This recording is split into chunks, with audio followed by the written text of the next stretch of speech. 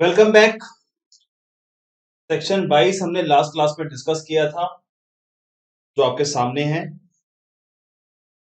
कि हमने हमने 4 सब सेक्शन पढ़े थे। सेक्शन 1 जो था टर्नओवर क्राइटेरिया। टर्नओवर 3 तरह के थे, 10 लाख, 20 लाख, 40 लाख।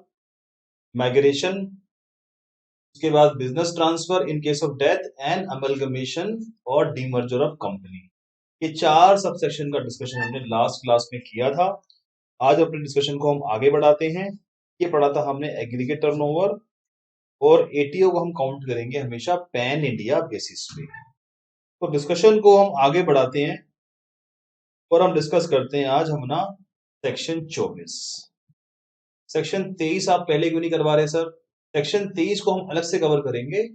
उसका मीनिंग होता है person not liable for registration.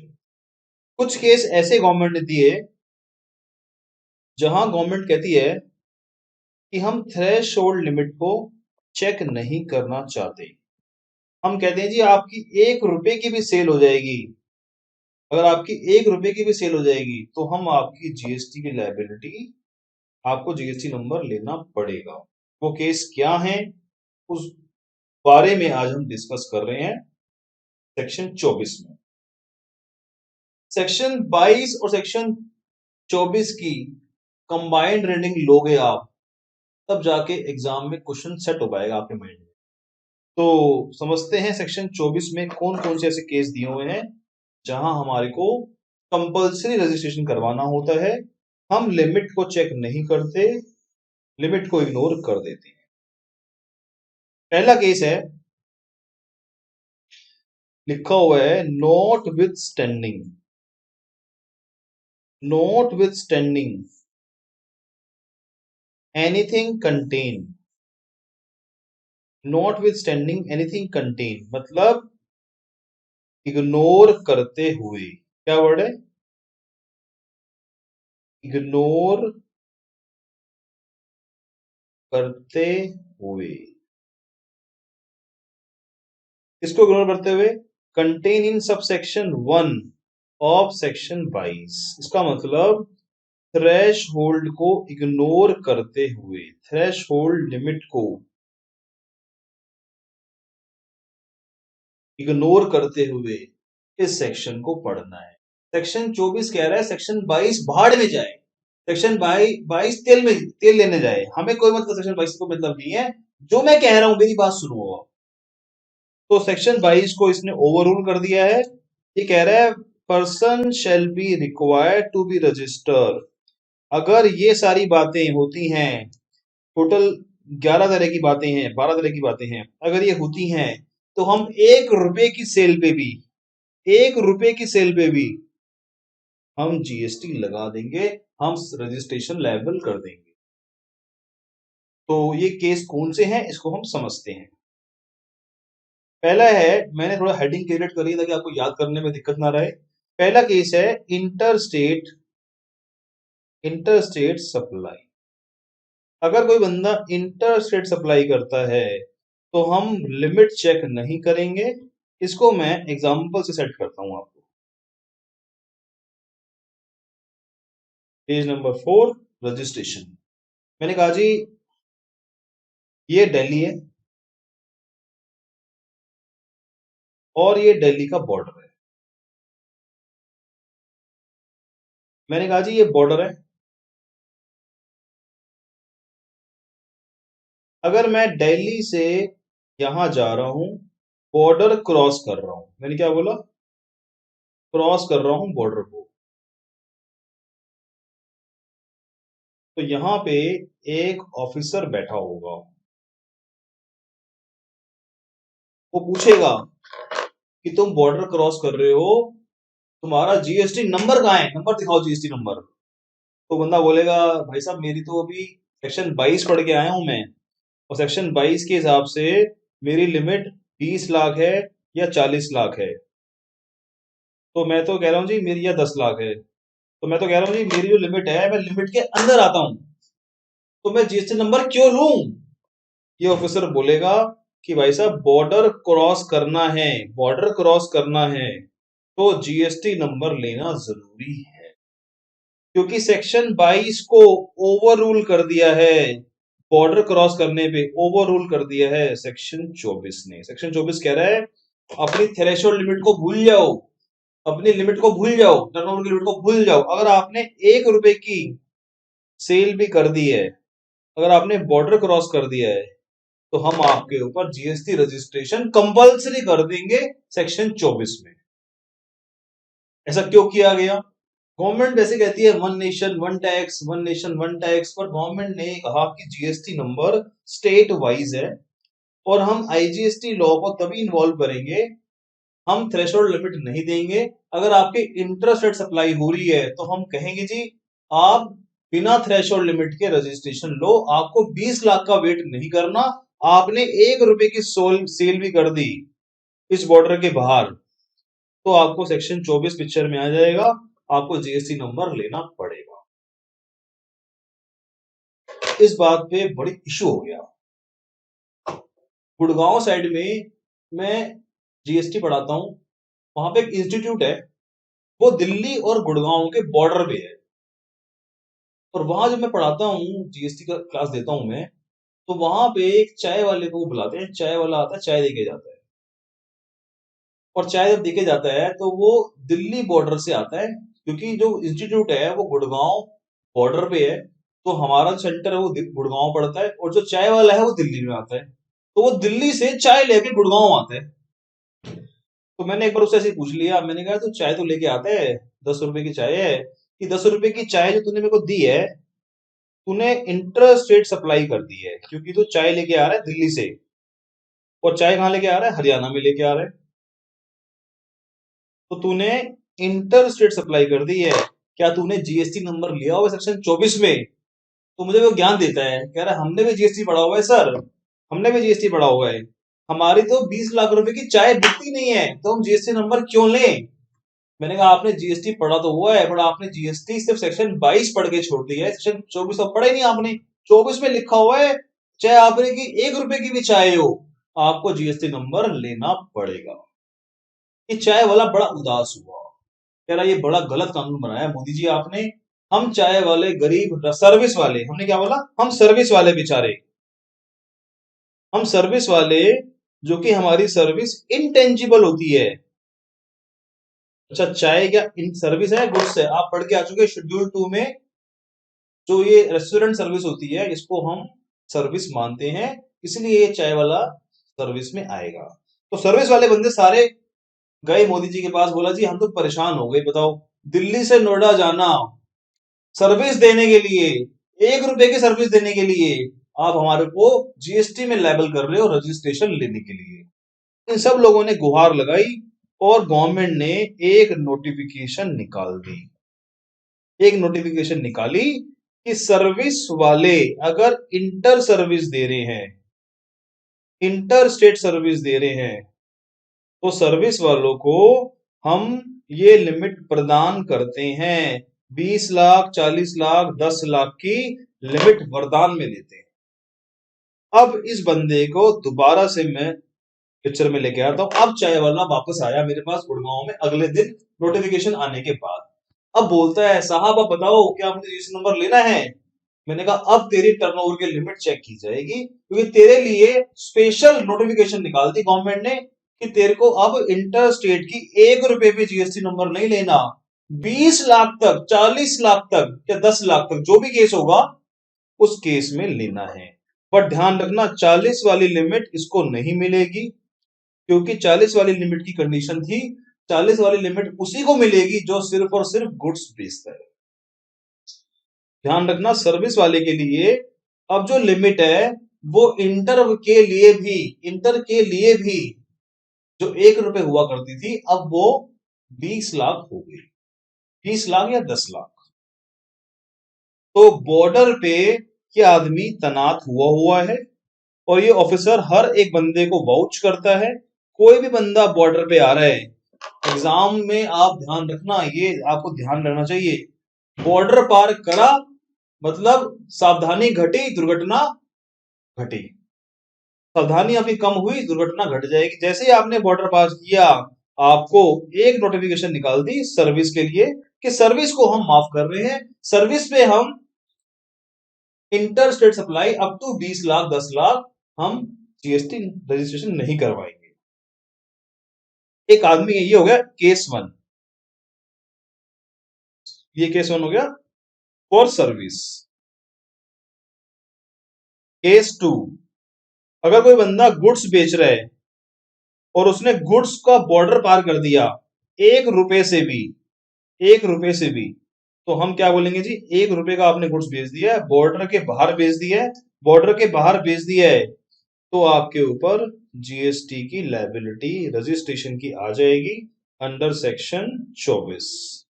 तो गुड्स वाले बंदे ध्यान से संभल के रहे, 1 रुपए की सेल आपने क्रॉस स्टेट कर दी, स्टेट के बाहर कर दी, तो आपके ऊपर जीएसटी रजिस्ट्रेशन की लायबिलिटी आ जाएगी। ये होगा केस 1 और ये होगा केस 2। अब बात करते हैं केस 3 की।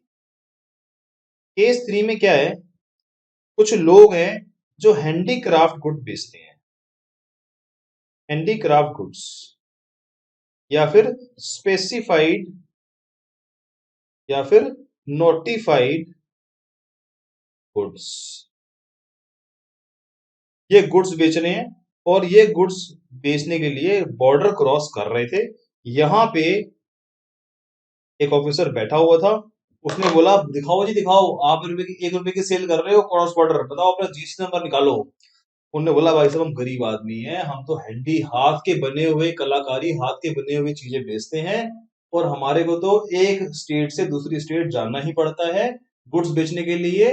हम भलाई वाला काम कर रहे हैं, हाथ से लिखा हुआ काम कर रहे हैं और वो वाला गुड्स बेच रहे हैं जो सेंट्रल गवर्नमेंट ने नोटिफाई किया हुआ है, हमें स्टेट पार करने दो, हमें बॉर्डर पार करने दो। ऑफिसर ने बोला आपको बॉर्डर में पार कैसे करने दूं, गुड्स के लिए तो स्पेशली मना किया हुआ है, बॉर्डर पार करना है जीएसटी नंबर ले लो। तो सर उसने बोला कि सर हैंडीक्राफ्ट गुड्स को एक स्पेशल नोटिफिकेशन दे दो, अदरवाइज हम गरीब आदमी, हमारा क्या होगा सर। तो एक नोटिफिकेशन निकाली गई कि हैंडीक्राफ्ट गुड्स और नोटिफाइड गुड्स, नोटिफाइड गुड्स के लिए हम 20 लाख और 10 लाख की लिमिट चेक करेंगे, 20 लाख 40 लाख और 40 लाख, क्योंकि गुड्स वाला केस है तो हम तीनों लिमिट चेक करेंगे। अगर आप हैंडीक्राफ्ट गुड्स बेच रहे हो तो हम आपको अलाउ कर देंगे, बॉर्डर पार करने देंगे, बट आपकी शर्त यह है कि आपकी लिमिट सेक्शन 22 की लिमिट को क्रॉस ना करे। तो बॉर्डर पार करना इतना आसान नहीं है। नॉर्मल गुड्स वाले केस में बॉर्डर पार तभी करोगे जब आपने जीएसटी नंबर लिया हुआ है 1 रुपए की सेल के लिए। सर्विस वाले केस में बॉर्डर पार करने में कोई दिक्कत नहीं है, बट अगर आपकी टर्नओवर 20 लाख या 20 लाख या 10 लाख हो गई तो उस केस में आपको फिर नंबर लेना पड़ेगा। और हैंडीक्राफ्ट गुड्स के लिए भी लिमिट रखी गई है। इसका मतलब नेक्स्ट शेल में अगर आपको बताऊं मैं, सर्विस वालों को तो परमानेंटली गवर्नमेंट ने बोला आप बॉर्डर पार करो, कोई दिक्कत नहीं है, 20 लाख 40 लाख के लिमिट को मेंटेन रखो, आप बॉर्डर बिना डिस्ट्रिक्ट के पार कर सकते हैं। तो ध्यान रखना, इंटर वाला केस आपके क्वेश्चन में आता है, इंटर वाले केस में आप यहां पे यहीं पे नोटिंग कर लो, आप यहीं पे यहां लिख लो इंटर वाले केस में except except services handicraft goods and notified goods. अब ये नोटिफाइड गुड्स क्या है आपको याद नहीं कर रहे, एग्जामिनेशन में आपको ये दिया जाएगा, ये बात हमारे मॉड्यूल में लिखी हुई है कि एग्जाम में आपको बताया जाएगा कि ये गुड्स नोटिफाइड है, ये गुड हैंडीक्राफ्ट है, तो आप उसको मान लेना। इसके लिए हम इंटर वाली बात पूरी नहीं करेंगे तो भी चल जाएगा। तो सर्विस हैंडीक्राफ्ट गुड्स और नोटिफाइड गुड्स, इस केस में आपको 10 लाख और 20 लाख की लिमिट दी जाएगी, आपके ऊपर 1 रुपए की बॉर्डर क्रॉस करने पे जीएसटी रजिस्ट्रेशन नहीं है। तो ये होगी बात इंटर की। उसके बाद है casual taxable person. Casual taxable person पे बहुत सारे लोगों की बहुत क्वेरी आ रही थी, इसको मैं अभी क्लियर कर देता हूं कि कैजुअल टैक्सेबल पर्सन क्या होता है और इसका क्या मीनिंग होता है। Casual taxable person. नाम क्या है इसका? कैजुअल। ये बंदा ही कैजुअल है, तो उसके काम भी सारे कैजुअल वाले हैं। कैजुअल टैक्सेबल पर्सन क्या होता है? जैसे मान लो एक मिस्टर मिस्टर ए हैं, ये रहते हैं जयपुर में, इनको दिल्ली आना है और दिल्ली में लगा है ट्रेड फेयर। ट्रेड फेयर लगा है और ट्रेड फेयर में इनको आना है। अब क्या होगा? ट्रेड फेयर में इनको आना है तो क्या करेंगे? तो ट्रेड फेयर में ये आएगा तो यहां पे एक बात तो ये क्लियर है, यहां पे ये आएगा तो मान लो ये यहां पे जयपुर में रजिस्टर्ड है, जयपुर में रजिस्टर्ड है और रजिस्टर्ड होगा यहाँ पे प्रिंसिपल प्लेस ऑफ बिजनेस इसका होगा, क्योंकि जीएसटी में रजिस्ट्रेशन प्लेस का होता है, बंदे का नहीं होता। याद करो मेरी अभी लास्ट वाली क्लास, प्लेस ऑफ बिजनेस के बिना जीएसटी नंबर नहीं लिया जाता। जब ये दिल्ली में आएगा तो ट्रेड फेयर लगाएगा तो यहाँ पे ये होटल लेगा, होटल लेगा किराए पे और होटल में रहेगा, क्योंकि ट्रेड फेयर लगेगा 15 दिन के लिए और 15 दिन के लिए कोई घर खरीदना या घर किराए पे लेना, किराए पे ले भी लेगा तो वो प्लेस उसका फिक्स प्लेस ऑफ बिजनेस नहीं होगा। इसका मतलब यहाँ पे दिल्ली में मिस्टर ए का कोई फिक्स प्लेस नहीं है, ठिकाना नहीं है, फिक्स प्लेस ऑफ बिजनेस नहीं है, यहाँ पे कोई फिक्स प्लेस नहीं है। टेम्परेरी बेसिस पे यहाँ पे ये रेंट पे होटल पे अपना घर लेगा। गवर्नमेंट ने बोला कि आप कैजुअल हो, दिल्ली वालों के लिए आप कैजुअल हो। मिस्टर ए भाई साहब, आप जयपुर से आए हो, आप दिल्ली के लिए कैजुअल हो। हाँ, जयपुर के लिए आप कैजुअल नहीं हो, जयपुर के लिए आप नॉर्मल बंदे हो, पर दिल्ली वालों के लिए आप कैजुअल हो। तो आपको दिल्ली के अंदर एक फ्रेश रजिस्ट्रेशन लेना पड़ेगा। You need to take a fresh registration.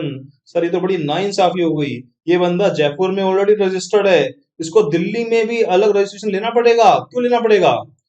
याद करो अपना सेक्शन 22, याद करो अपना सेक्शन 22। मैंने कहा था आप अटकोगे, मैंने कहा था आप अटकोगे, अब यहाँ पे आप अटक जाओगे। मैं आपको सेक्शन 22 दोबारा से पढ़वाता हूँ। सेक्शन 22 को दोबारा से पढ़ते हैं, पता लगेगा हमें सेक्शन 22 में ऐसा क्या लिखा हुआ था।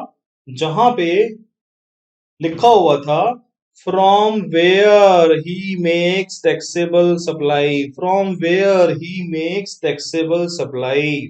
अब बताओ, जो ये मिस्टर ए है, जो ये ट्रेड फेयर में स्टॉल लगा के गुड्स बेच रहा है या सर्विस बेच रहा है, बताओ क्या ये सप्लाई दिल्ली से कर रहा है या जयपुर से कर रहा है? कुछ लोग बोलते हैं सर ये जयपुर से ही कर रहा है सप्लाई। अरे भाई, जयपुर से कैसे कर रहा है? ट्रेड फेयर का स्टॉल दिल्ली में लगा है और दिल्ली से सेल हो रही है। सेल कहां से हो रही है? दिल्ली से हो रही है। तो रजिस्ट्रेशन कहां लेना होता है? जहां से आप सप्लाई करते हो, दिल्ली से सप्लाई करते हो, सेक्शन 22 ट्रिगर हो रहा है यहाँ पे। और सेक्शन 22 क्या, हमारा ये चैप्टर ही कहता है सप्लाई जहां से होती है वहां आपको जीएसटी नंबर लेना होता है। अगर आप किसी समुद्र में सप्लाई कर रहे हो, सी में सप्लाई कर रहे हो, तो आपको नंबर कहां लेना होता है? जो आपके नियरेस्ट स्टेट पड़ रही है उस पॉइंट से, वहां आपको नंबर लेना होता है। तो दिल्ली से आपको रजिस्ट्रेशन लेना पड़ेगा और ये अलग रजिस्ट्रेशन होगा। इस रजिस्ट्रेशन को हम बोलेंगे कैजुअल टैक्सेबल पर्सन का अलग से नंबर होगा। गवर्नमेंट ने बोला कि जब तुम दिल्ली आओगे, क्योंकि तुम हमारे विश्वास के आदमी नहीं हो, हम तुम्हें विश्वास नहीं करते, तुम जब दिल्ली आओगे तो तुम 5 दिन पहले, आने से 5 दिन पहले ये जीएसटी नंबर दिल्ली में अप्लाई कर देना। जीएसटी नंबर अप्लाई कर देना 5 दिन पहले। और क्योंकि ट्रेड फेयर आपका 15 दिन के लिए लगेगा, तो आपका जीएसटी नंबर जो होगा, या तो आपकी एप्लीकेशन में आप लिख के दोगे कि मेरा जो ट्रेड फेयर खत्म होएगा 15 दिन में, 15 दिन तक मेरा ये जीएसटी नंबर वैलिड रहेगा। मतलब जो मेरा ये जीएसटी नंबर दिल्ली वाला है, ये 15 दिन तक ही मैं रखूंगा, उसके बाद इसको उड़ा दूंगा मैं, क्योंकि मेरा काम ही नहीं है दिल्ली में। मैं तो यार ट्रेडफेड लगाने आया हूँ, मेरा 15 दिन में काम खत्म हो जाएगा, मैं वापस जयपुर चला जाऊंगा अपने घर पे। तो 15 दिन के लिए मुझे ये जीएसटी नंबर दे दो दिल्ली में। या गवर्नमेंट ने बोला या फिर 90 दिन, विच एवर इज लेटर। इन दोनों में से जो भी है, मैक्सिमम आप 90 दिन से ज्यादा कैजुअल टैक्सेबल पर्सन दिल्ली में रजिस्ट्रेशन नहीं रख सकता। इंस्टीट्यूट इंस्टीट्यूट ने यहां भी क्वेश्चन आपसे पूछ लिया एमसीक्यू में, केस स्टडी बना के, तो आपको आंसर देना है 15 दिन जो उसने एप्लीकेशन में लिखे हैं या 90 दिन जो लॉ में लिखे हैं। इन दोनों में से जो भी ज्यादा है उतना आपका रजिस्ट्रेशन का पीरियड रहेगा। इस 90 दिन को फर्दर आप प्लस 90 दिन और बढ़ा सकते हो। ये बात भी लॉ में लिखी हुई है। अगर आप ऑफिसर को रिक्वेस्ट कर दो, भाई साहब 90 दिन में मेरा काम नहीं चल रहा, मुझे और ज्यादा दिन यहाँ रहना पड़ेगा दिल्ली में किसी कारण से, तो मुझे 90 दिन का एक्सटेंशन दे दो। जब मैं दिल्ली आया ट्रेड फेयर लगाने, यहाँ पे कोरोना हो गया और कोरोना के चक्कर में मुझे यहाँ पे काम बढ़ाना पड़ा अपना, तो मुझे 90 दिन का एक्सटेंशन दिया जाए। तो 90 प्लस 90 दिन तक आप कैजुअल टैक्सेबल पर्सन एक स्टेट में रह सकते हो। सर जब हम मैं यहां से यहां स्टॉक लेके आऊंगा अपना, जब मैं अपना स्टॉक लेके आऊंगा तो मैं यहां पे एक अलग पर्सन हूं। अलग पर्सन क्यों हूं? क्योंकि मैं डिस्टिंक्ट पर्सन हूं। क्योंकि मैं डिस्टिंक्ट पर्सन हूं। जयपुर में मैं अलग हूं, मेरी आत्मा अलग है।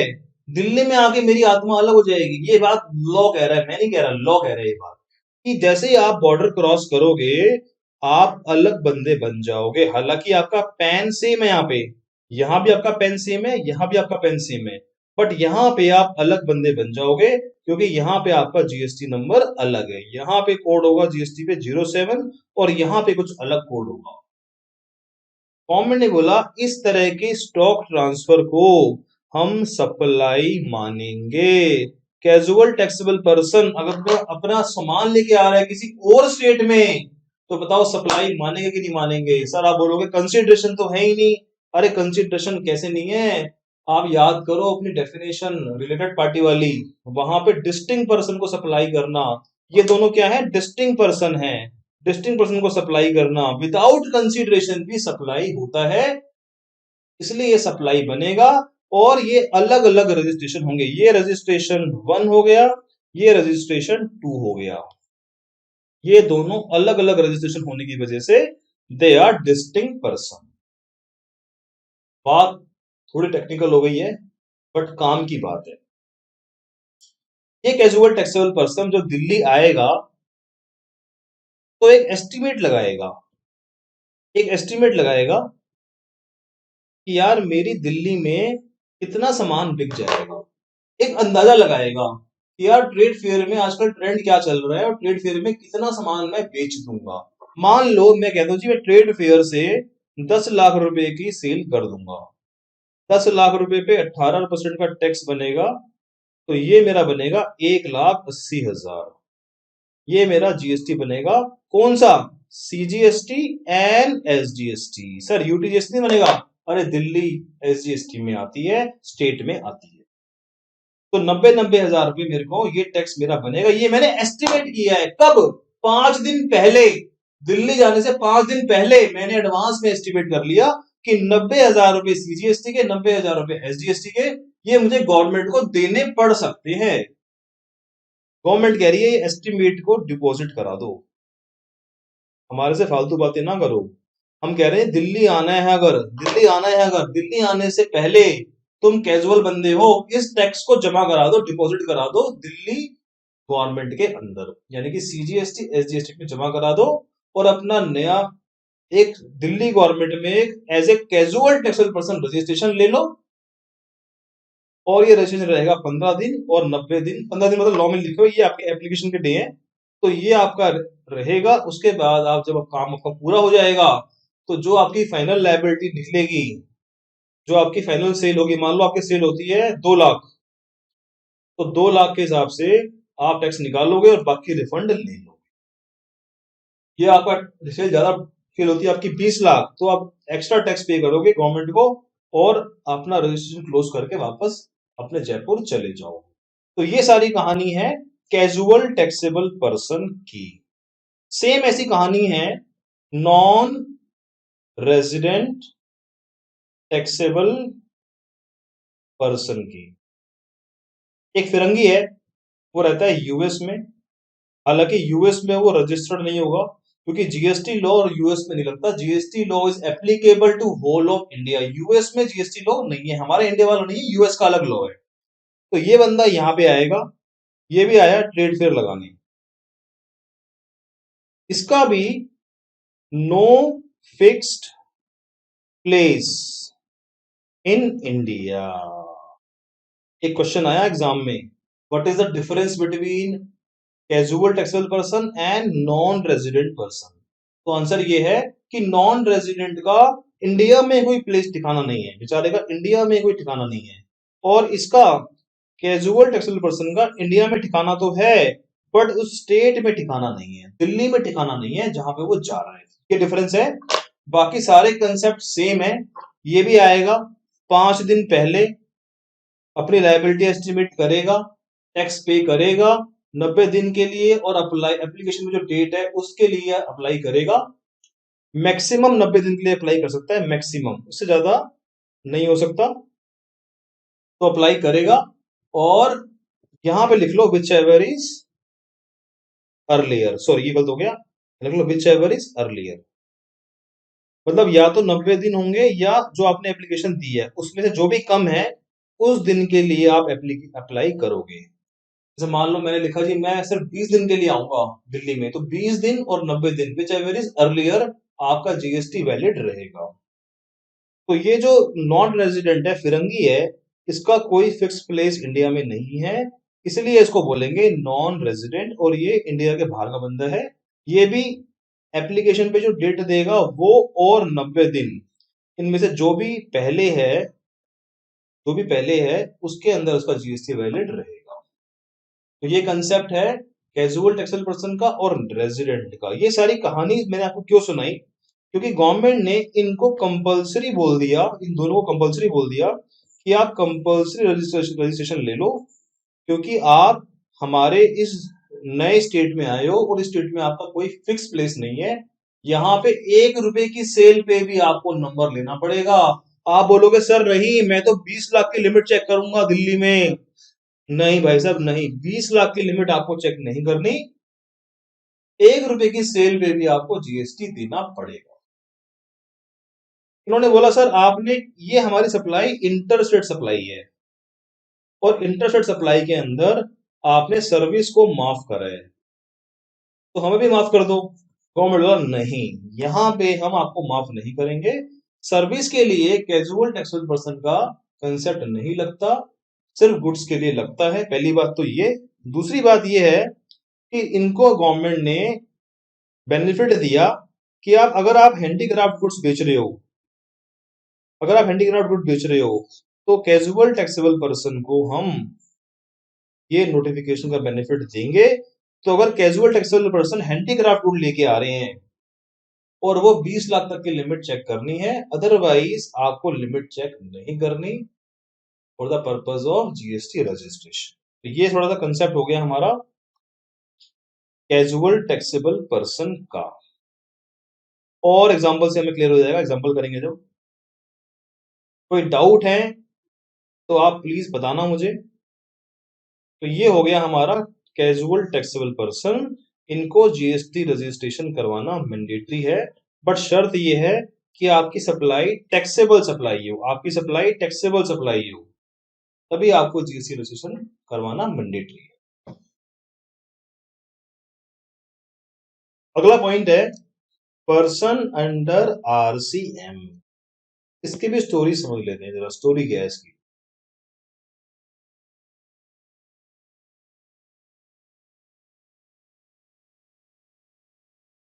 इसकी स्टोरी क्या है, दो तरह के लोग होते हैं आरसीएम में। एक होता है सप्लायर,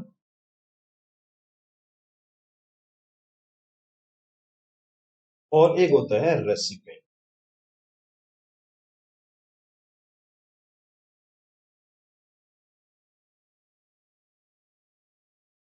एक होता है सप्लायर, एक होता है रेसिपिएंट। सप्लायर का टैक्स जो है वो पे करता है बाई रेसिपिएंट अंडर आरसी। मान लो इसने सप्लाई करी 100 रुपीज की, तो इसका टैक्स है 18 रुपए, ये रेसिपिएंट पे करेगा।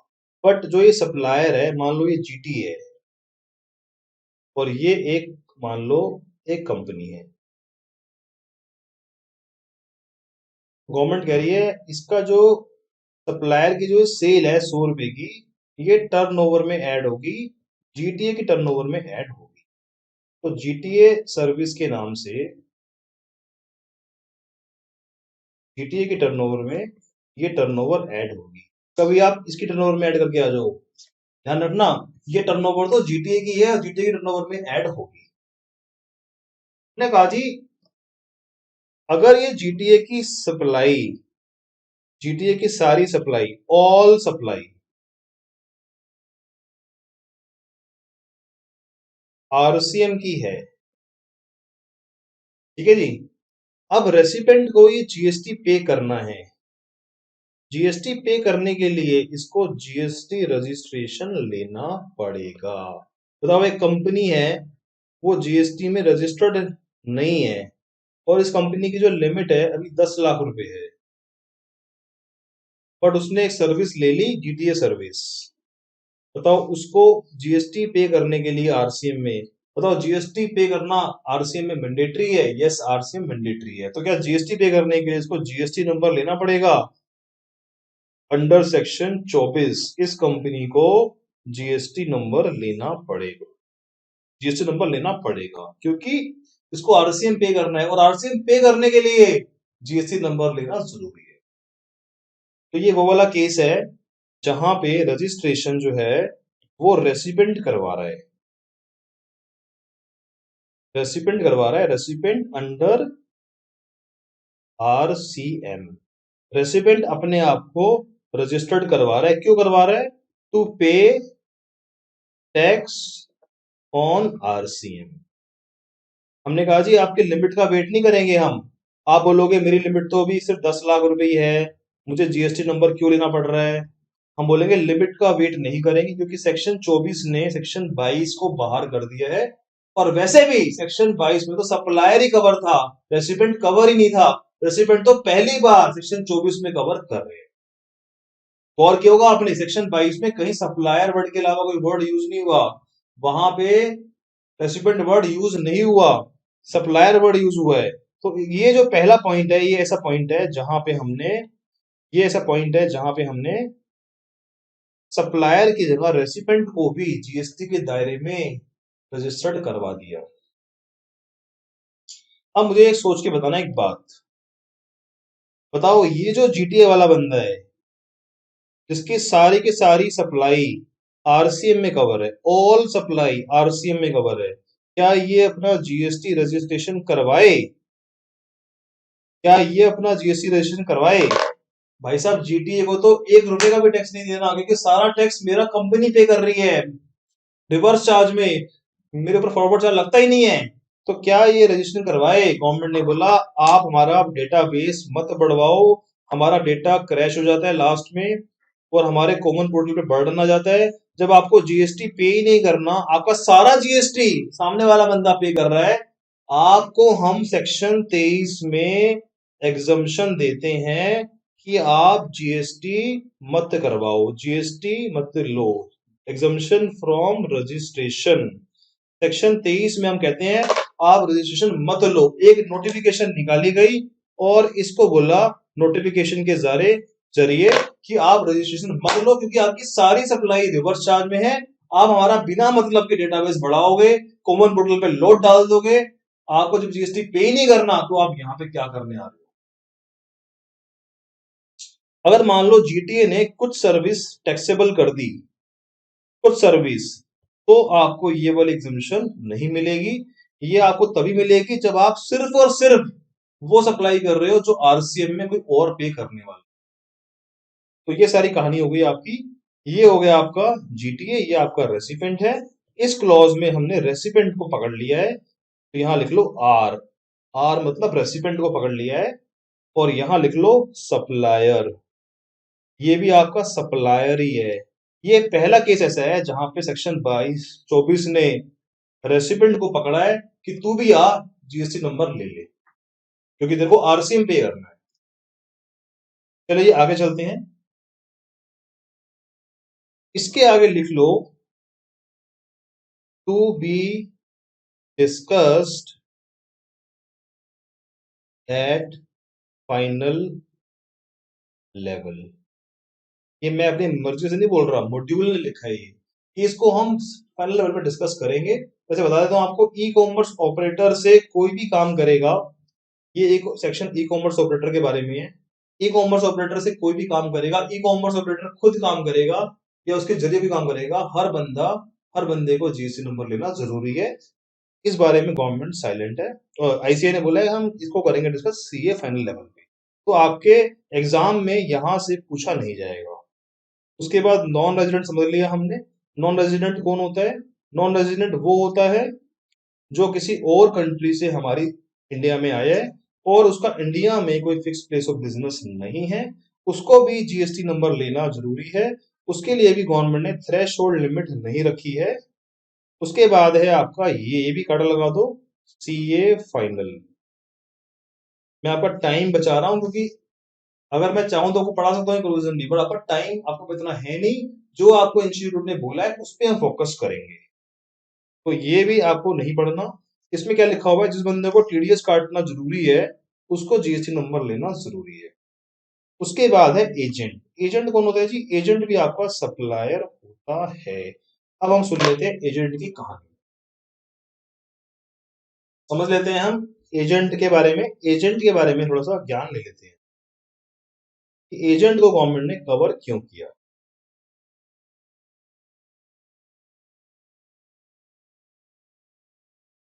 एजेंट, आपको याद होगा अपना सप्लाई का चैप्टर, वहां पे शेड्यूल 1 पढ़ा था, वहां पढ़ा था हमने प्रिंसिपल अगर एजेंट को कुछ देता है विदाउट कंसिडरेशन तो उसको हम सप्लाई मान लेते हैं और उसके ऊपर जीएसटी चार्ज कर देते हैं।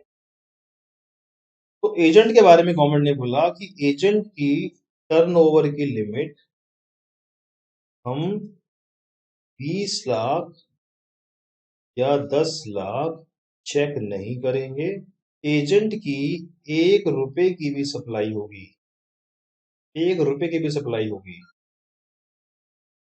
तो हमारे एजेंट के ऊपर अंडर सेक्शन 24 में लाइबल टू रजिस्टर्ड हो जाए, लाइबल टू बी रजिस्टर्ड। हमें एजेंट की सेल, जो एजेंट सेल करता है प्रिंसिपल के बिहाफ पे, उसकी 1 रुपए की सेल पे भी जीएसटी रजिस्ट्रेशन की लाइबिलिटी आ जाएगी। तो ध्यान रखना एजेंट के ऊपर खास बात है। इसके ऊपर एक सर्कुलर आया गवर्नमेंट का, मैं आपको पढ़वा दूंगा सर्कुलर क्या आया। सर्कुलर ये आया कि एक किसान है, वो प्रिंसिपल है, प्रिंसिपल है। ये किसान अपने एक एजेंट को कुछ एग्रीकल्चर प्रोड्यूस देता है और कहता है जी इसको ना आप मार्केट में बेचो, आगे मार्केट में बेचो, और मुझे इसके बदले में आपको मैं कमीशन दे दूंगा। क्या दे दूंगा? कमीशन दे दूंगा। तो गवर्नमेंट ने इसके ऊपर एक सर्कुलर निकाला। पहली बात, दो बातें लिखी हैं इंपॉर्टेंट, कि जो person making taxable supply of goods or services on behalf of other taxable person। Government ने दो बातें लिखी कि जो एजेंट की सप्लाई है, एजेंट सप्लाई, ये टैक्सेबल होनी चाहिए। तो ऑब्वियसली बात है, ये जो कमीशन है ये टैक्सेबल है, एंड यहाँ पे एंड है और नहीं है। दूसरी कंडीशन ये है कि जो प्रिंसिपल है, प्रिंसिपल टैक्सेबल पर्सन होना चाहिए। Principal should be taxable person. जो एजेंट सप्लाई कर रहा है उसकी सप्लाई टैक्सेबल होनी चाहिए, यस टैक्सेबल सप्लाई है। जो प्रिंसिपल है ये आपका टैक्सेबल होना चाहिए। अब किसान जो है वो सेक्शन 23 के हिसाब से,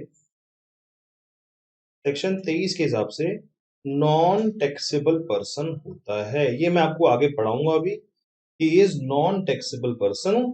तो इस केस में सर्कुलर ये आया। सर्कुलर क्या होते हैं? क्लैरिफिकेशन करने के लिए होते हैं। जो लॉ हमें पहले से ही क्लियर है वो उसको बता रहा है लिख के, कह रहा है इस एजेंट को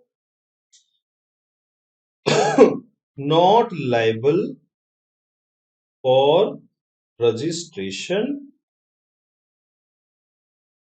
क्योंकि इसका जो प्रिंसिपल है वो प्रिंसिपल नॉन टैक्सेबल पर्सन है, टैक्सेबल पर्सन नहीं है। इसलिए हमने कहा कि इस एजेंट को जीएसटी नंबर नहीं लेना, अप टू 20 लाख या 10 लाख इसको जीएसटी नंबर नहीं लेना।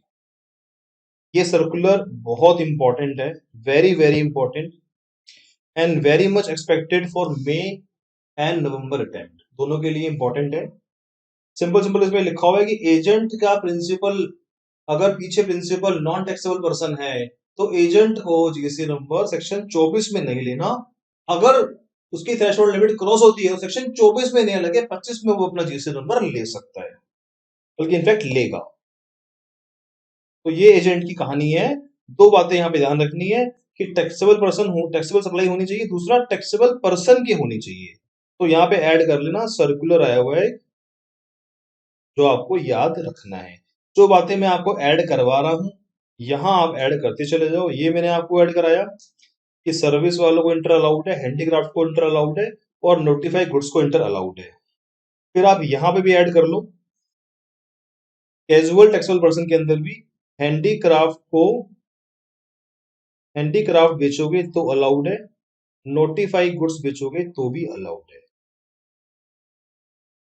इसको दो चीजें अलाउड हैं।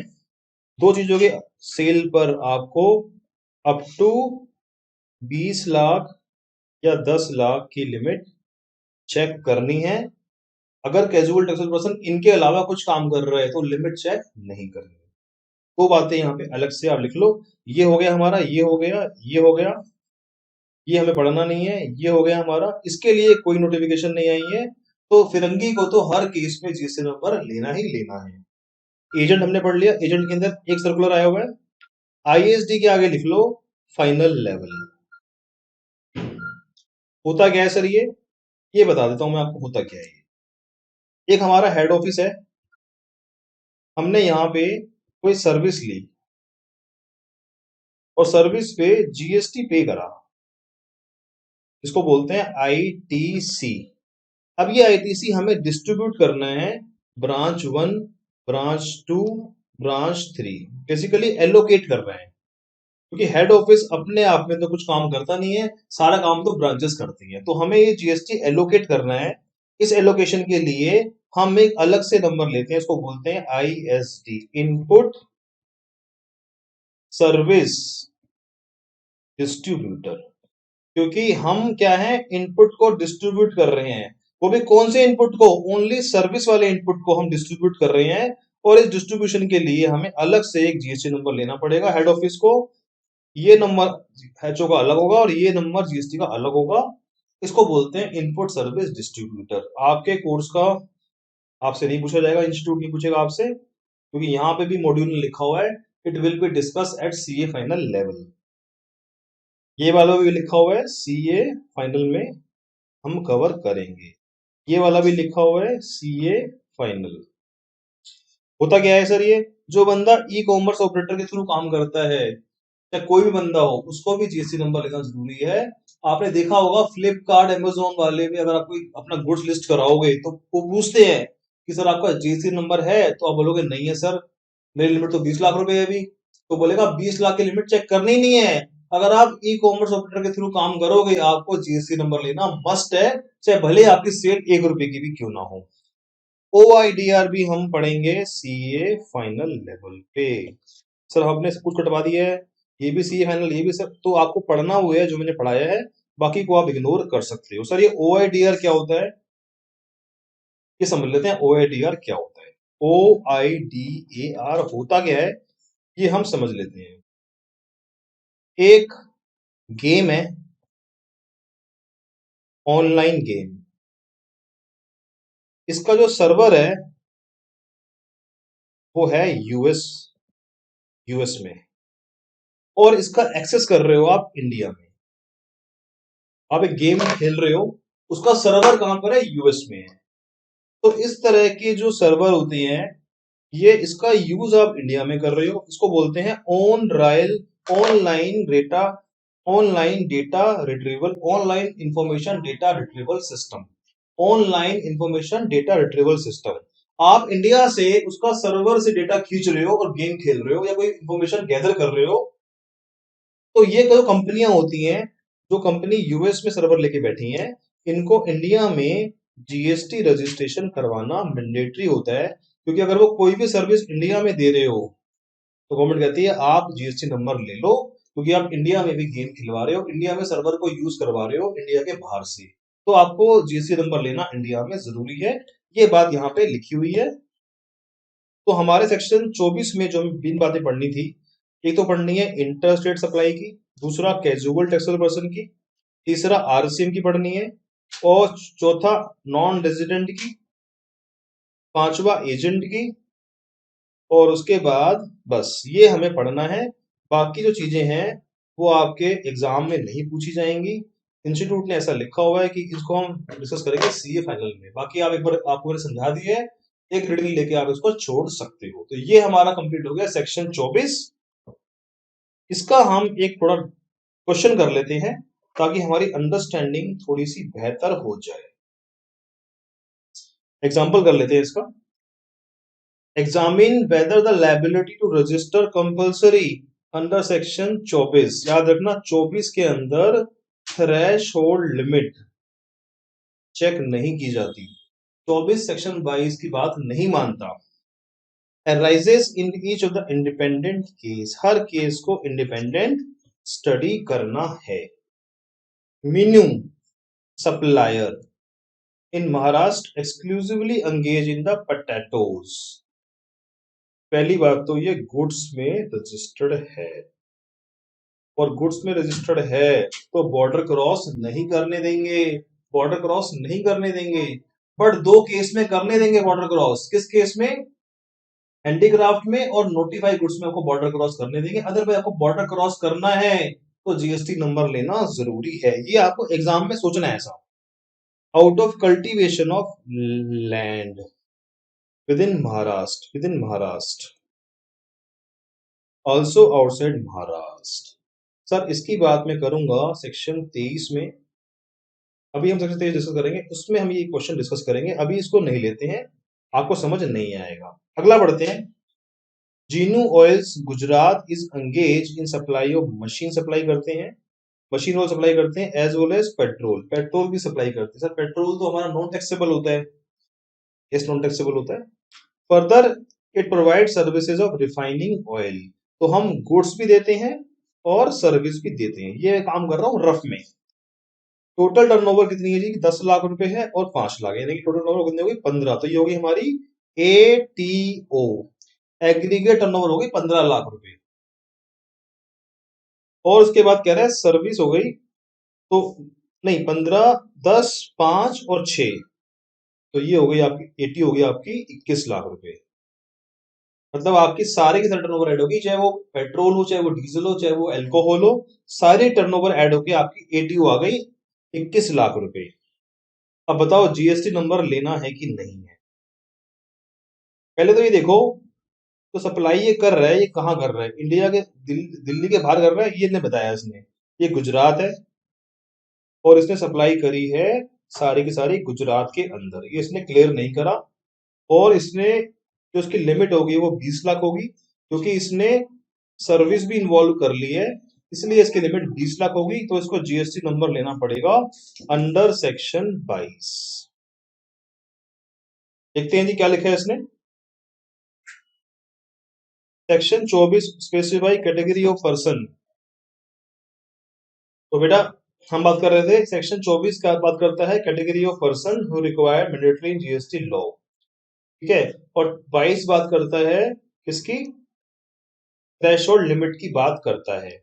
उसने बोला एग्रीगेट टर्नओवर के अंदर ये 21 लाख रुपए आ गया है और ये एक्सीड हो रहा है, तो सेक्शन 22 के अंदर हम जीएसटी रजिस्ट्रेशन इसका करवा देंगे।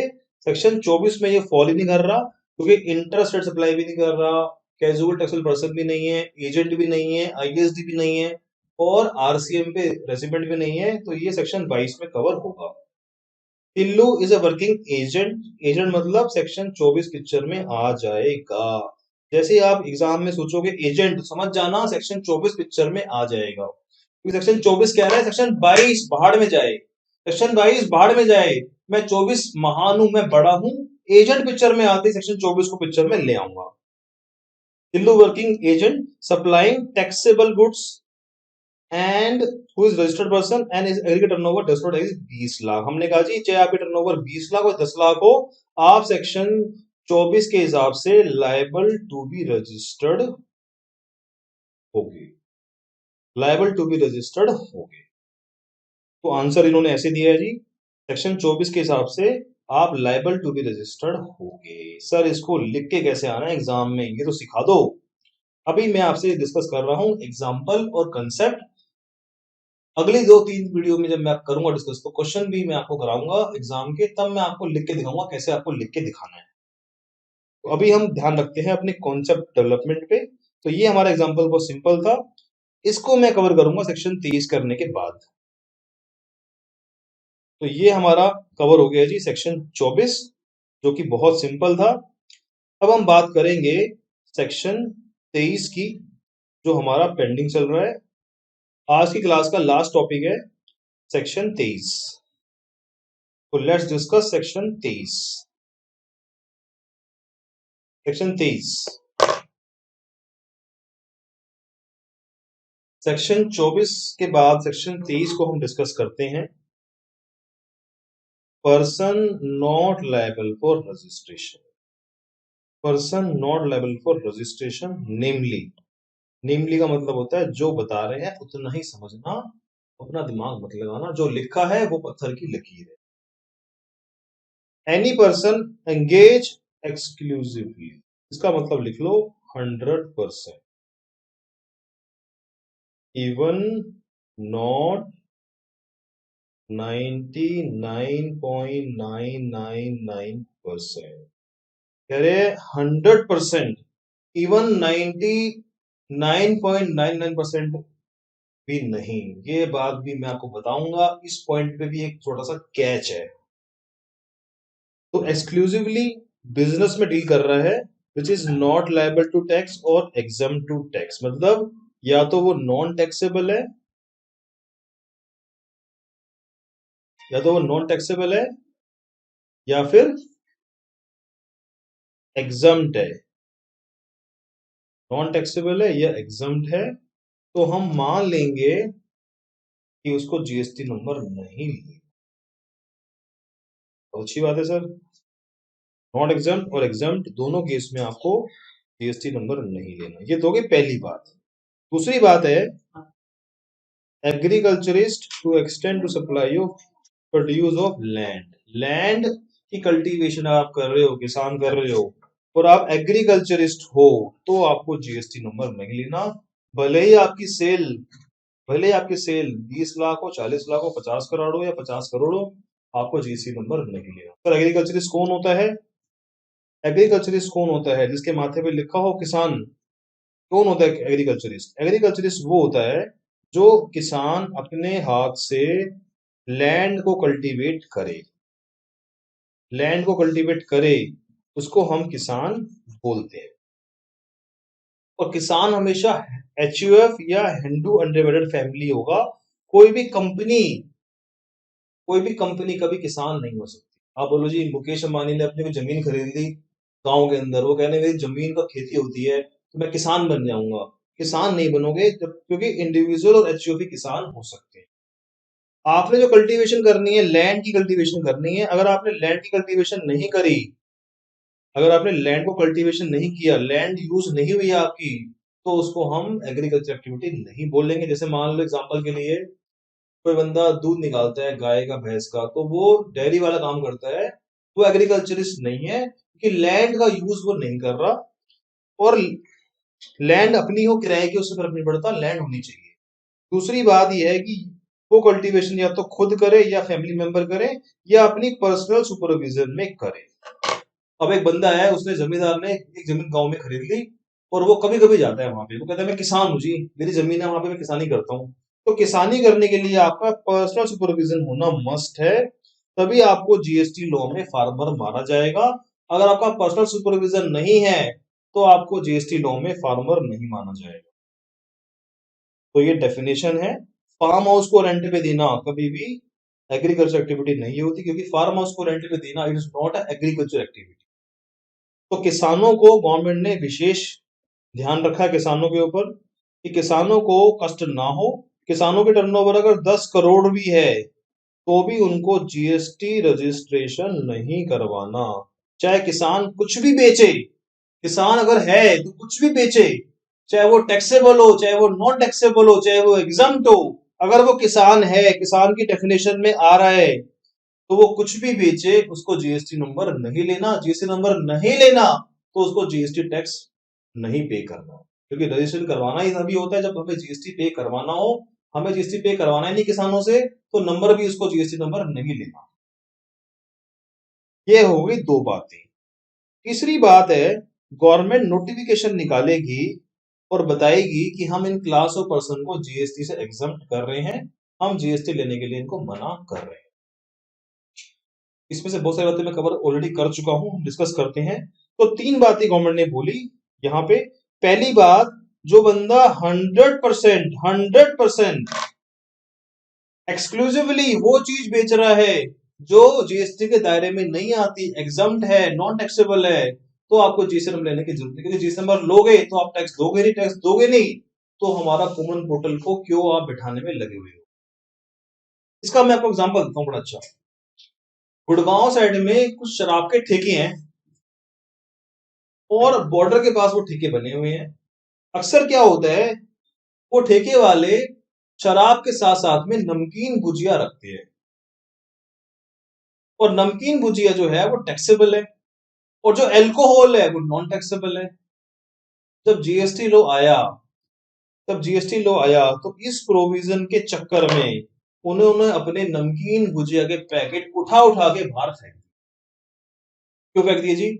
हम कह रहे हैं जी, अगर आपने 100% शराब बेच रहे हो, अगर आप 100% नमक बेच रहे हो जो एग्जम्प्ट है, आप 100% आटा बेच रहे हो जो भी एग्जम्प्ट है, तो आपको जीएसटी नंबर नहीं लेना। बट आपने 1 रुपए की सेल भी ऐड कर दी टैक्सेबल, 1 रुपए की सेल भी ऐड कर दी टैक्सेबल, तो आपकी एटीओ बढ़ जाएगी और आपको जीएसटी नंबर लेना पड़ेगा। तो उन शराब की दुकान वालों ने उठा उठा के अपने सारे नमकीन बिस्किट के पैकेट फेंक दिए, क्योंकि उनको 100% शराब में कवर होना था, 1 रुपए की सेल भी नॉन टैक्सेबल सेल ऐड नहीं करनी थी। ये तो हो गया बेसिक लेवल की बात। अब मैं थोड़ी आपसे और बात करता हूँ।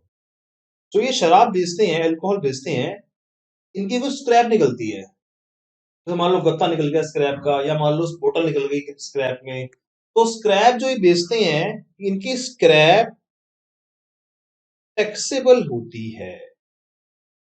अब एक बंदे की अल्कोहल की सप्लाई है 10 करोड़ रुपए, और स्क्रैप की सप्लाई है जो कि टैक्सेबल है, मान लो 10,000 रुपए स्क्रैप की। मैंने कहा था ना आपको, 99.9% भी अगर आपकी टैक्सेबल नॉन टैक्सेबल है, 1% भी नहीं, मैं कह रहा हूं 0.1% भी अगर आपकी टैक्सेबल सप्लाई हो गई, तो आप इस प्रोविजन से आउट हो जाओगे और आपको जीएसटी नंबर लेना पड़ जाएगा। सेक्शन 23 ने बोला जी, हम एक्सक्लूसिवली सेल चाहते हैं आपकी नॉन टैक्सेबल या एग्जम्प्ट, तभी आप सेक्शन 23 में आपको जीएसटी नंबर लेने के लिए हम बाध्य नहीं करेंगे। बड़ा ही इंपॉर्टेंट प्रोविजन है ये। आपको एग्जामिनर आपको घुमाएगा यहाँ पे, वो आपको देगा टैक्सेबल, नॉन टैक्सेबल, एग्जाम्ड, और बताएगा बताओ जीएसटी नंबर लेना है, तो आप बोलोगे यस। अगर टैक्सेबल सप्लाई आ गया तो मान लेंगे आपको जीएसटी नंबर लेना पड़ेगा, आपको थ्रेशोल्ड लिमिट चेक करनी पड़ेगी। तो ये 3 प्रोविजन है, एक्सक्लूसिव, नॉन टैक्सेबल सेल या एग्जाम्ड सेल, एग्रीकल्चरिस्ट की कोई भी सेल, और गवर्नमेंट की नोटिफिकेशन। अब हम गवर्नमेंट की नोटिफिकेशन की बात कर लेते हैं, जो हमने काफी हद तक क्लियर कर ली सेक्शन 24 के अंदर। पहला नोटिफिकेशन है ओनली रिवर्स चार्ज के ऊपर।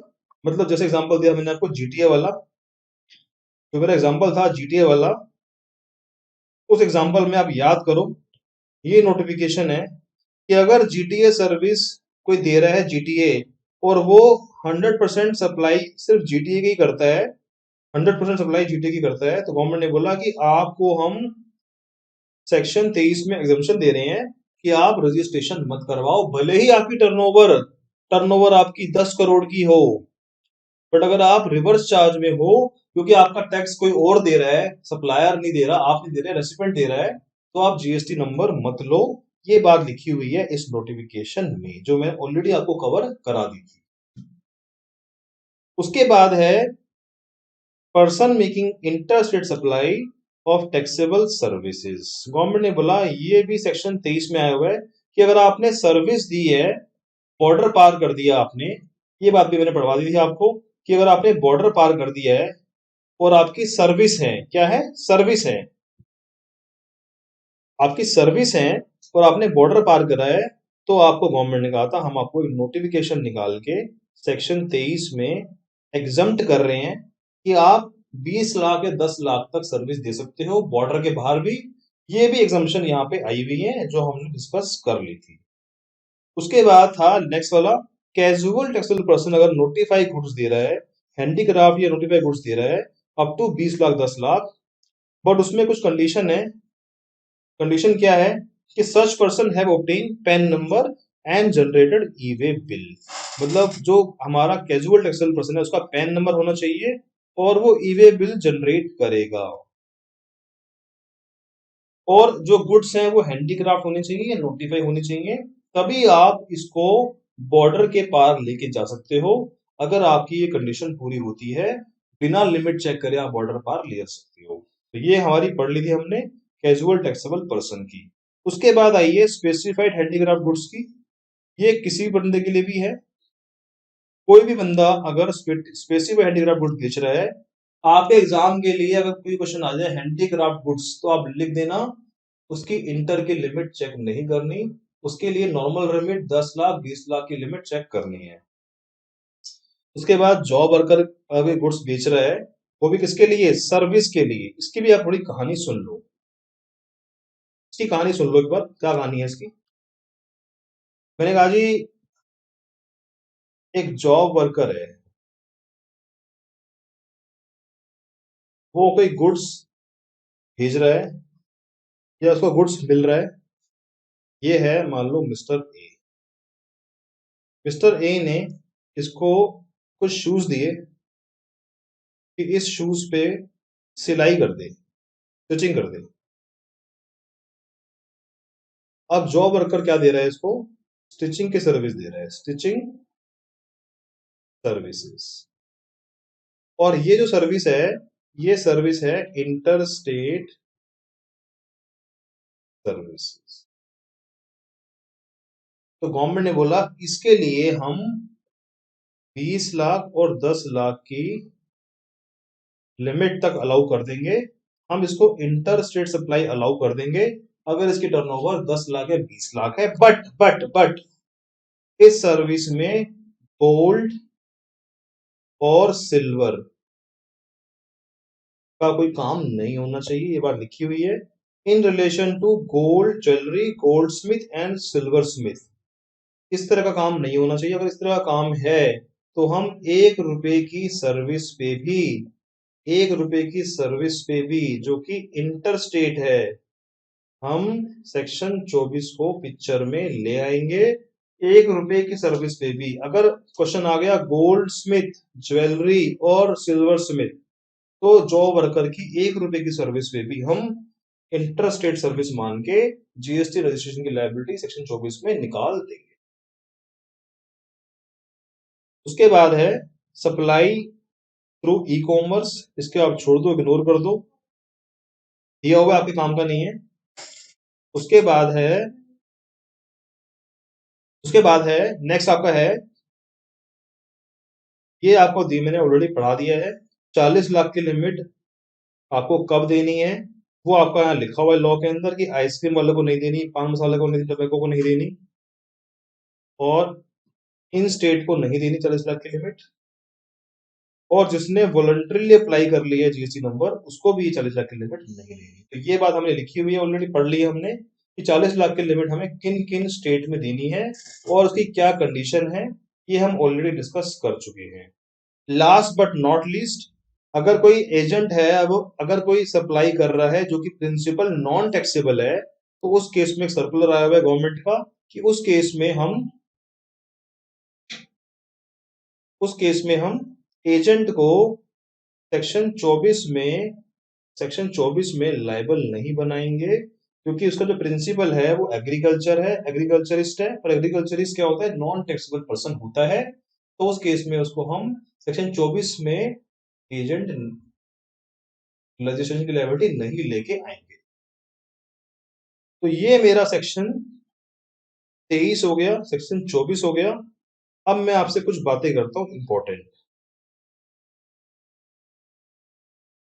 कुछ इंपॉर्टेंट बातें जो और काम की बातें हैं वो आपके सामने करता हूं। हमने पढ़े हैं अभी 3 सेक्शन, अगर मैं इसको एक बार रब कर दूं, हमने पढ़े हैं 3 सेक्शन। हमने पहले बात करी है सेक्शन 22 की, हमने सेक्शन 22 की बात करी, सेक्शन 24 की बात, सेक्शन 23 की बात करी। 24 और 22 बात करते हैं रजिस्ट्रेशन कब करवाना है, 23 बात करता है जीएसटी रजिस्ट्रेशन कब नहीं करवाना। सर पहले कौन सा सेक्शन पढ़ना है? पहले हमेशा सेक्शन पढ़ना है सेक्शन 23। सेक्शन 23 में कब रजिस्ट्रेशन नहीं करवाना ये पहले हमारे को चेक करना होता है। उसके बाद हम पढ़ेंगे सेक्शन 24। सेक्शन 24 पहले पढ़ना है, क्योंकि सेक्शन 24 के अंदर जो बातें लिखी गई हैं वो सेक्शन 24-22 को ओवररूल करती हैं। तो 24 पहले पढ़ना है, फिर 22 पढ़ना है, क्योंकि 24 सेक्शन 22 को ओवररूल करता है। तो पहले आपको एग्जाम में चेक करना है कि इंटर है कि नहीं है, एजेंट है कि नहीं है, ये चेक करना है आपको, या फिर आपका आरसीएम में है कि नहीं है, तो आपको पहले ये चेक करना है। अगर ये नहीं है तो फिर आपको 22 में आके थ्रेश होल्ड लिमिट चेक करनी है। तो ये पढ़ने का पैटर्न रहेगा। सेक्शन 23 जो है सबसे बड़ा है, सेक्शन 23 सारे सेक्शन को ओवररूल करता है। मैं आपको इसका एग्जांपल देता हूं। जैसे मान लो एक बंदा है, मिस्टर एक्स है,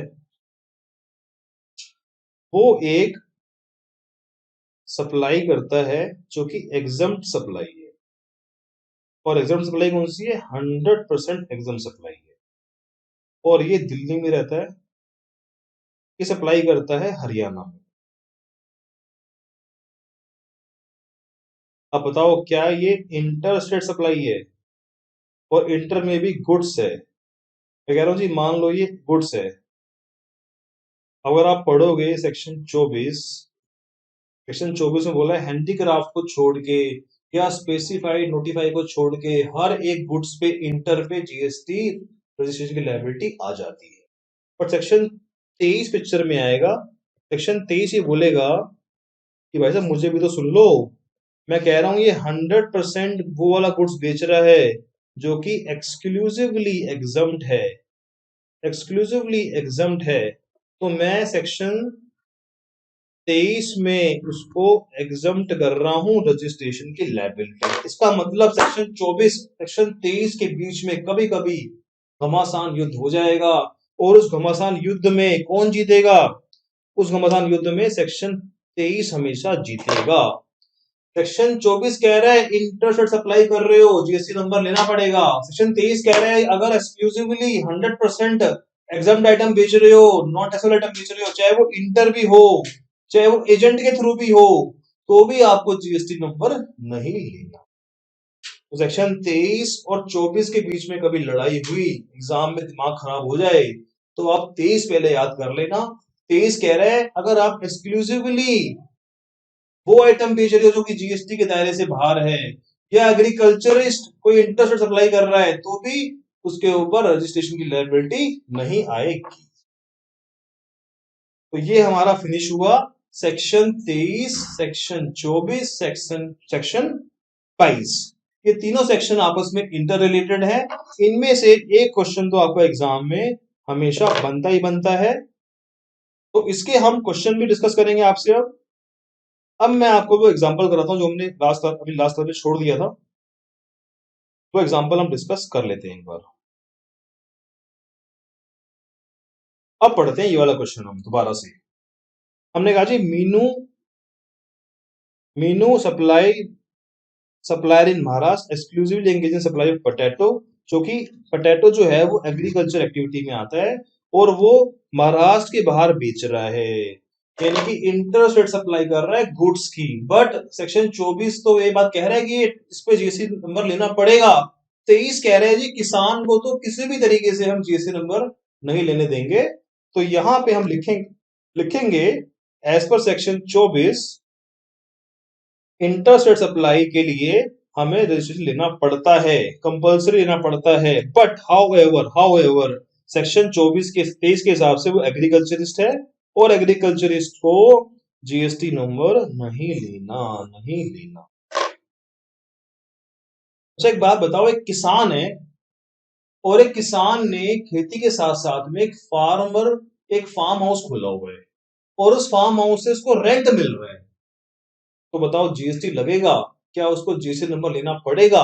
यस, उसको लेना पड़ेगा। गवर्नमेंट ने बोला जब तक आप किसान हो, तब तक आपकी इनकम सिर्फ किसानी वाली आ रही है, तो आपको जीएसटी नंबर नहीं लेना। जैसे आपने कोई और काम शुरू कर दिया तो आपको जीएसटी नंबर लेना पड़ेगा। ध्यान रखना, एग्जामिनर आपको घुमा सकता है, वो कहेगा जी किसान भी है, साथ में फार्म हाउस के रेंट भी आ रहे हैं, तो अगर रेंट आ रहा है तो उस पार्ट पे आपको जीएसटी नंबर लेना पड़ेगा, क्योंकि आपका एटीओ टोटल टर्नओवर आपकी निकालने के लिए टैक्सेबल एंड नॉन टैक्सेबल दोनों हम ऐड करते हैं,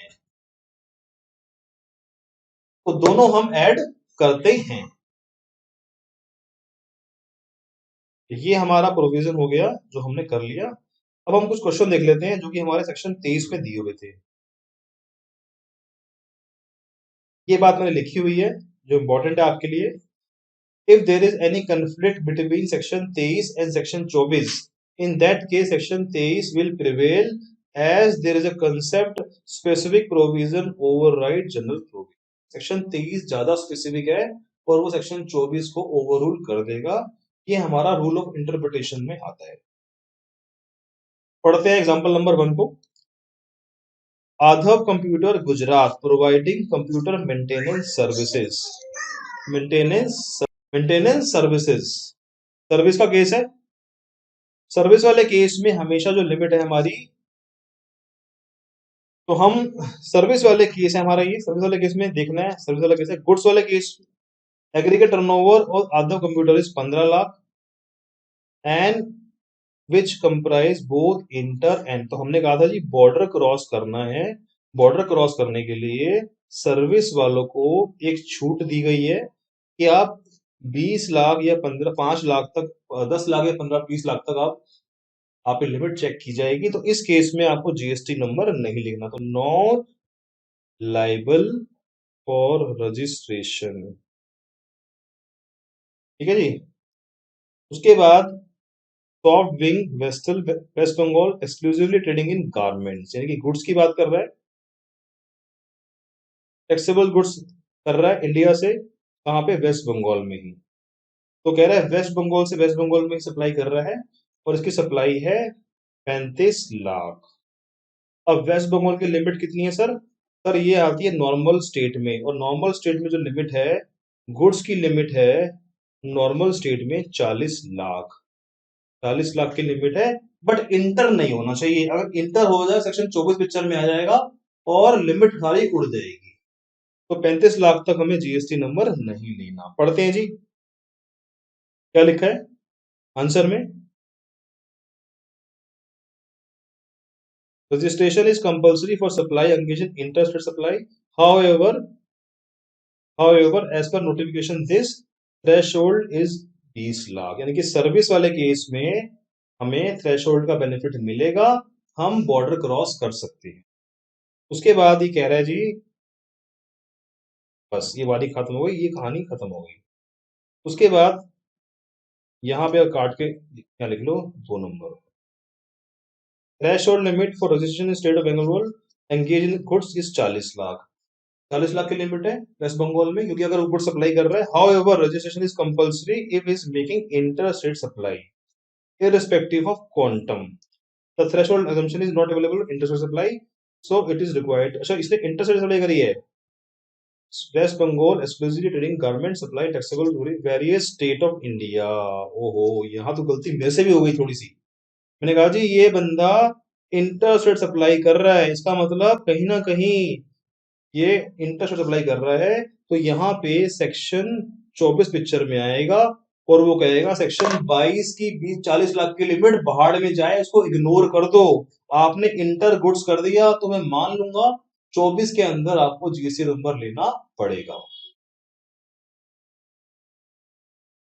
और देखते हैं case, Madhur oil Punjab exclusively engage in supplying of petrol. Petrol क्या है जी, हमारा नॉन टैक्सेबल सप्लाई होती है। Petrol is non leviable, plus Madhur is non leviable, क्योंकि ये सिर्फ और सिर्फ पेट्रोल बेच रहा है, तो आपको जीएसटी नंबर नहीं ले, सेक्शन 30 के हिसाब से।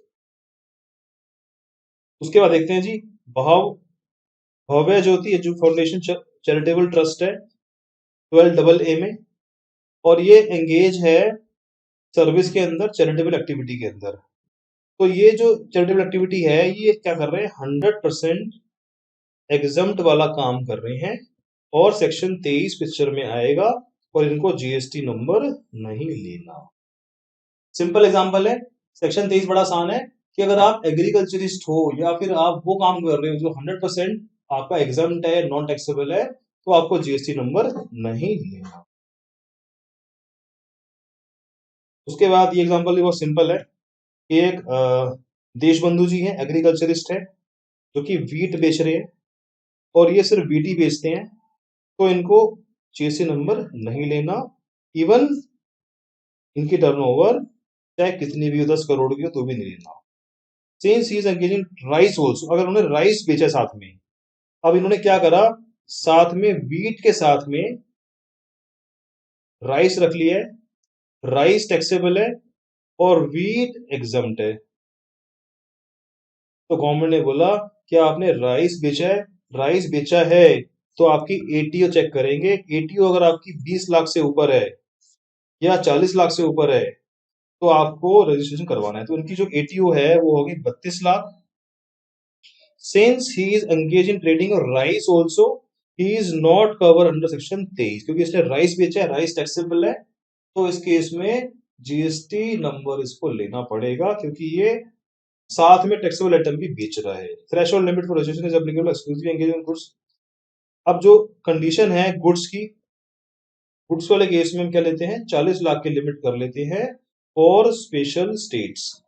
वो कौन सी स्टेट है, सारी स्टेट, कुछ स्टेट को छोड़ के। तो गवर्नमेंट ने बोला कि इसकी टर्नओवर 41 लाख हो गई है, क्योंकि 32 लाख प्लस 9 लाख, ये हो गया आपका 41 लाख। तो आपको जीएसटी नंबर लेना पड़ेगा, क्योंकि आपने थ्रेशोल्ड लिमिट को पार कर दिया है।